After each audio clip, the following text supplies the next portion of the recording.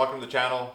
My name's Ben, and today I want to start episode 1 of my new series that I want to start working on with you guys, Talking Shop. Aptly named because, well, we're in my shop, surrounded by all my doodads and chainsaws and everything that keeps me occupied. So this is kind of my space to come and tinker and be myself.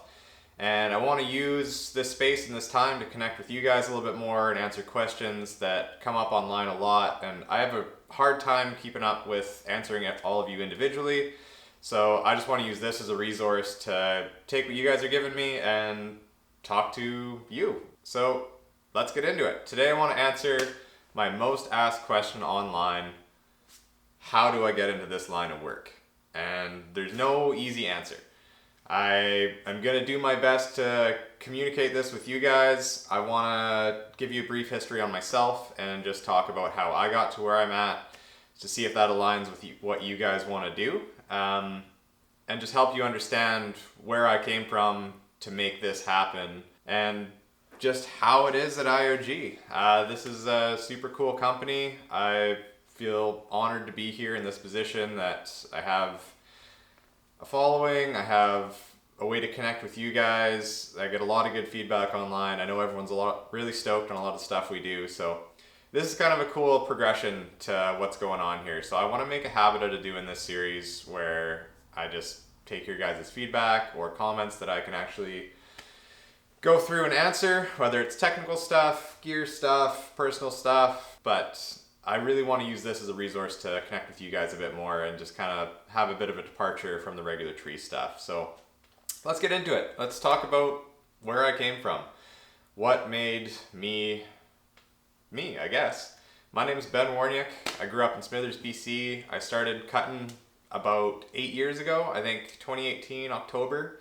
It's when I first picked up a chainsaw. I was working with my buddy Colton. We were doing it was just right-of-way clearing for BC Hydro, slashing, bit of tree climbing, chipping brush. I was out of traveling, pretty broke, needed a quick paycheck kind of job, and he offered me a spot to come feed a chipper, and it was, it was good pay. I got to hang out with my buddy, run a saw once in a while, and that naturally led into me getting to climb trees, which is super fun now, but I had a pretty rough start. I'm actually not a huge fan of heights. I'm comfortable climbing trees, but put me on the edge of a roof, I'm panicking. I don't know what it is. I'm just comfortable in trees. And my first experience was actually super sketchy. I have a photo of myself. I'll put it up right here. That was the first time I ever climbed a tree. I'm looking like a dink. I got the pit vipers on. I thought I was all cool, and I did a little tandem climb with my buddy Colton, where he didn't really show me how to rappel out of a tree or any nuances of it. He just said, here's some spurs, here's some gear, come climb with me. And we were on the edge of a lake, storm blew in. He goes, oh no, we gotta get out of here. He ties in, rappels out, and I'm standing in this aspen tree, dead. And I'm waving around the wind. I'm going, this is horrible. So it took me probably 20 minutes to slowly climb down the tree because I didn't know how any of the devices worked. And it was a pretty traumatic first experience, but through that I was able to kind of keep plugging away and do easier climbs and got the hang of it. Ended up going to CUA school, so Certified Utility Arborist. That's kind of the ticket I hang my hat on. I've got others we'll go through, but that's where I got my start. That's tree climbing, that's working around power lines. It's just a great ticket to have here in BC. So I got to go to that school. I met my buddy Nash, who helped me out a lot in my career. I'll touch base on him a lot throughout this. He's been kind of my number one guy through all this. And that gave me the basics to climb trees, become an apprentice, and I worked on that for a couple of years before I started getting my certification. It was a long process. And near the end of that, I ended up running into Nash and going to work for him in Valemount there on the pipeline. And I started my falling ticket. He helped me a ton. He got me all set up. I was able to advance through it super quick. And on that program, I had a tutor on staff and a QST on staff, which is remarkable. If you're a trainee faller, you know how crazy that is. So I was able to get through my training program and get certified on the same job without having to run all over the province. I got top quality training. We had excellent bullbuckers. I think we had 30 guys at one point. And it was just this melting pot of talented guys. And I got to absorb a ton of knowledge, get my ticket. I was teaching old fallers how to climb. Great program. Filled the bank account, got to ride my bike a lot, but that ended up drying up for me in a pretty rough way. They told us we were going to be working for another year at least, and then like 25 of us got laid off the week after. It was a bit of a system shock, so I ended up having to move back to Smithers, and it was in a bit of a rough spot, but I had finished my falling ticket, I had finished my CUA ticket, I had gone for my danger tree assessor tickets, and I'd started my own company, Cleanza Creek Ventures. So I was well set up. Like, I was a limited company, I had all these tickets, I had the truck, I had the saws and the gear and all that, and I just went, screw it, the world's my oyster, and Nash should put me on to Integrated. So, as you know, they have a really good social media presence. And back then, 2022 is when I first discovered them. They were already doing really well. Like, they kind of had the whole heli logging thing going on. It's like coastal tree work extravaganza. So I was like, that's really cool. I reached out online, told them who I was, and I ended up getting hired because they needed a CUA and an extra climber. So they had a big single stem program coming up. And I went and shot my shot with Integrated. I drove across the province. It was like a 12-hour drive to come down for those shifts.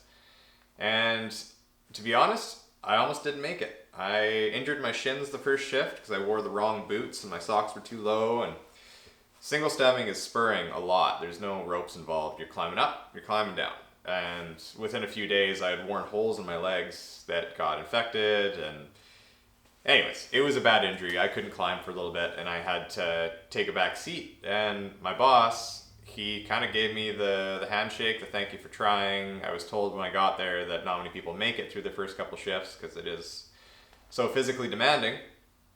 And he ended up giving me a second chance once my shins healed up. And it was good. I could tell he was on the fence a bit, and it was a bit of a Hail Mary, but I came back, I managed to get my production, and through a few days of work, we're now here, which is pretty crazy. So kind of a fun origin story with Integrated Operations. So I'm pretty proud to be where I'm at now with them. So now we're caught up to where I'm at now. I supervise all these jobs at Integrated Ops for the most part. Like, I supervise the single stem, I supervise our CUA or BC Hydro programs.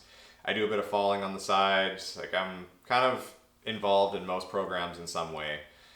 And obviously I'm the social media guy for the most part here. I provide a lot of the content for their social media team, and I kind of do my own thing pretty well. So this is the progression of that. This is me getting to be a face for you guys instead of just a guy behind a camera. So let's get into my recommendations for getting into forestry climbing, or just forestry in general.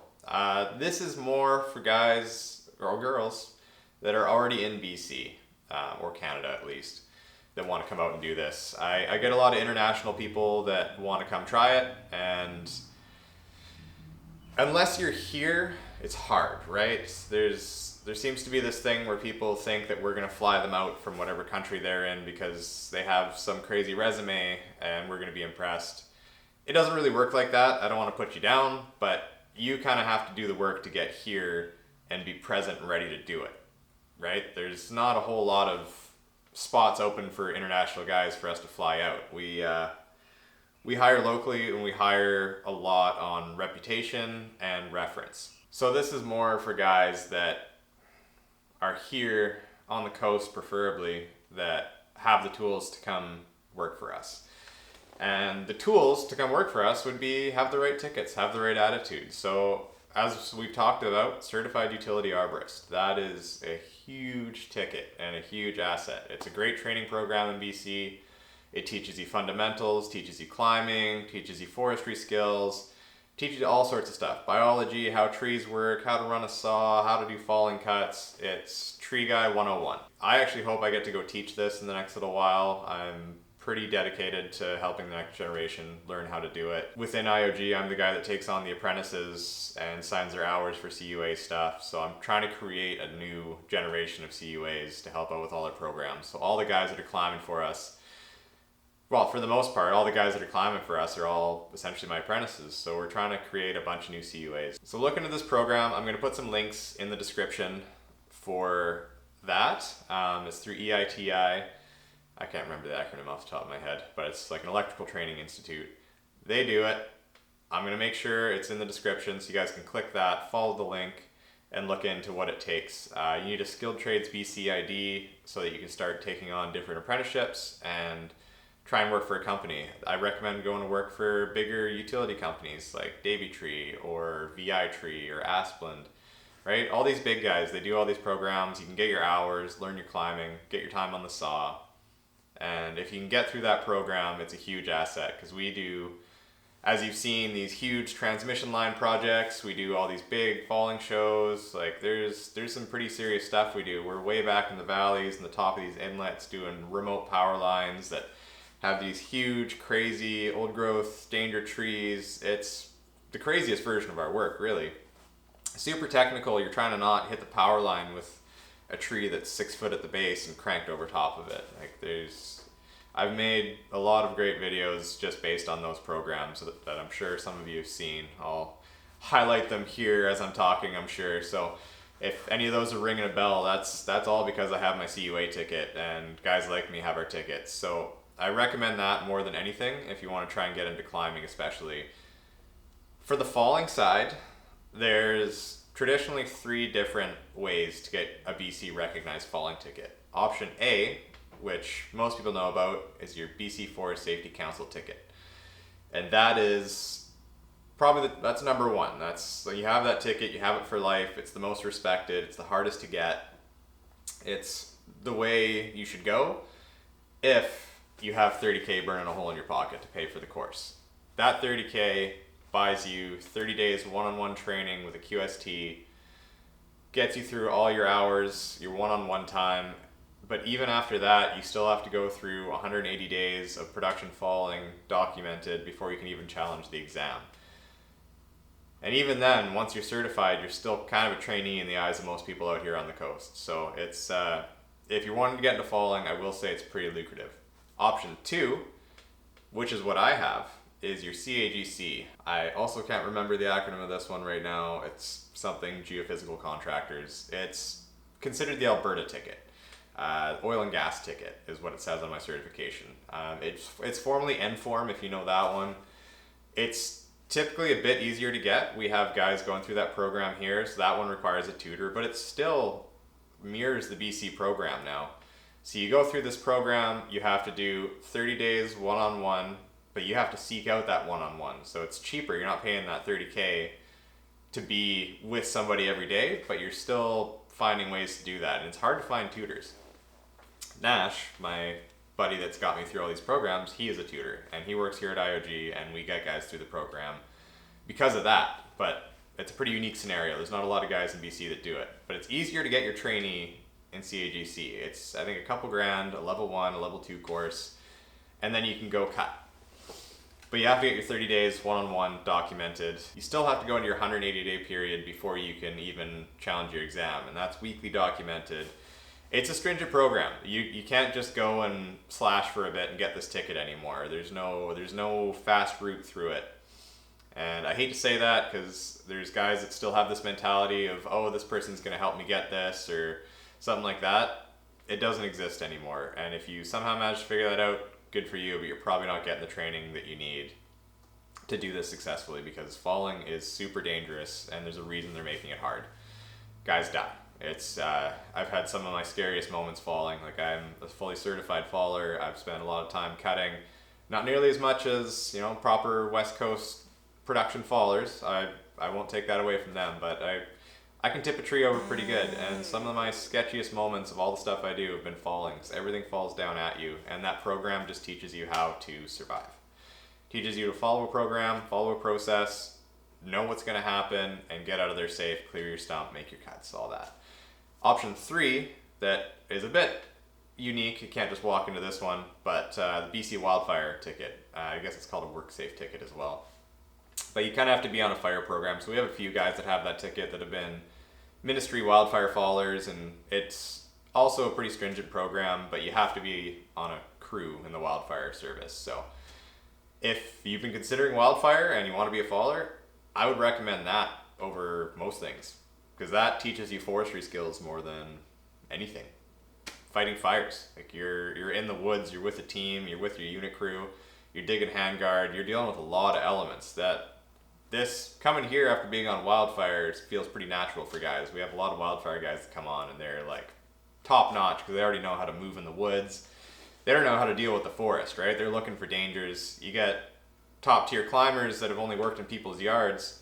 That's great, but can you experience a cliffside over a huge inlet with a heli hover exit? Like there's not a whole lot of stuff that trains you for that.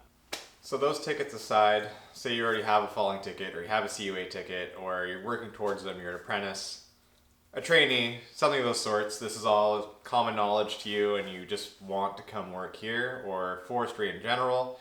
What do you do from there? So there's other companies you can get in with, just doing engineering, say, or getting in with a camp of some sort, wind firming. Like there's a lot of smaller companies, not even small companies, but there's a lot of companies that do forestry work that isn't IOG. If you just look up different companies, like you'll find something. It doesn't have to be IOG, but you kind of need that reference from somebody at one of those companies. Like we pull from different resources. One of our companies we align ourselves with, Strategic, they hire a lot of guys to do engineering and stuff like that, and we'll take guys from them that have been kind of vetted and seem like they have chops for chainsaw stuff and whatnot. So if you're already working on the coast, just keep applying. Try and find some sort of work that is forestry work. Like if you can find a little bit of rigging on a logging block or bucking in a landing or something that just gets you into the coastal forestry side of things, that's a huge leg up because this is such a niche industry. Everybody knows everybody. So if you are a good guy or girl and you have saw skills and you're a good person and you kind of meet the criteria of what it takes to do this kind of work, then word will get out. And if you show up somewhere and you say, hey, my dream is to come work here, my dream is to do this, and you talk about it, I don't want to get preachy, but you manifest it a little bit, that helps. That lets somebody know that you have those goals and intentions, and you never know. You might talk to the right person might see you, and word might get in our ear about, hey, this kid's doing really well doing this, and he really wants to come work for you guys, and I've seen him work really well. That goes a long way, and that could be your foot in the door. We have a lot of work coming up. We have a lot of single stem. There's a lot of things happening. I personally am not the guy that hires, so please stop reaching out to me. I will put another link in the description for IOG's website where you can actually go and apply on there, and it has everything you need, all the tools. You can put your resume in. That's how you want to go about it. DMing me is not the move. I don't answer 90% of them. It's not something that I can do. You can't message me and me give you a job. It's not realistic. I actually just work here, believe it or not. I just take the videos and I kind of become the face of it. So people just attach that to me. It's not the way to go about it. Message the company if you really want to. But go to the website, apply on there. That's how you get your foot in the door. At least your name's on the table. And when we need to pull resources, like say right now we have a bunch of brushing coming up. And we need guys that can come on and do some brushing. We have a stack of resumes we can flip through and pull from them. We're not going to hire the guy from, I don't know, somewhere in Europe that wants to come over and do it just based on an Instagram message. It just doesn't work like that. So I'm not trying to be discouraging to guys. You can try whatever method you want to do. But I would recommend applying on the website if this is really what you want to do. Get into the industry somehow. Move to BC if you're not from here. Start working here. Because all your tickets from everywhere else don't apply. If you have a cutting ticket in Scotland, it doesn't transfer to here. It doesn't mean anything. It shows that you have saw skills and you could run a chainsaw, but it doesn't apply here. So it's harder to get into than you think. I hope this video doesn't discourage a lot of people. I really think a lot of people would love this kind of work, but I do want to stress that it is very niche. We have a broad spectrum because we are in the spotlight with a lot of stuff, Timber Titans, social media, all that. People think it's a pretty big thing going on. It's not. It's like maybe 20 of us out there climbing trees taking videos. Anyways, I won't make this too long. I want to do more of these videos more consistently, so I don't want to cover too much all in one go. But in summary, if you want to work in forestry and you want to come to the coast and you want to do this stuff, certified utility arborist ticket, falling ticket, one of the three, whichever one you think makes the most sense for you financially. If you can do the BC ticket, it's the way to go. Wildfire ticket, danger tree assessor tickets, industry experience, anything in forestry, if you can get falling, if you can get climbing, anything helps. Build a reputation for yourself. Be a good person. That's a huge thing. We spend a lot of time alone in camps with the same couple guys. No one wants to hang out with an asshole. So if you're the guy that thinks you're going to push your way in here and take over, we have a really tight-knit crew. Everybody here is friends. Everybody likes hanging out with each other. We have a really good thing going here. So if that's what you're looking for, that's awesome. That's what we want. We want people to hang out with. We spend a lot of time recreating after work, disc golfing, you name it. It's not always just about getting trees down. It's about having fun. It's a bit of a brotherhood out there, and it's a really good team to be a part of. So be a great person. Be someone people want to be around. Be nice to the world around you. It is a rough industry as a whole. I've based myself off being the opposite of that, and look where it's got me. So please, just in life in general, just treat others the way you want to be treated. Work hard. Stay safe. Climb high, don't die. Thank you guys. Please leave comments on stuff you want me to cover. This is my way of talking to you guys, so if there's anything you want to see me do, I will try and create a video series like this, whether it's just going over my gear or just talking about certain subjects. I'm all for it. So please leave a comment, like and subscribe. Thanks guys. Appreciate it.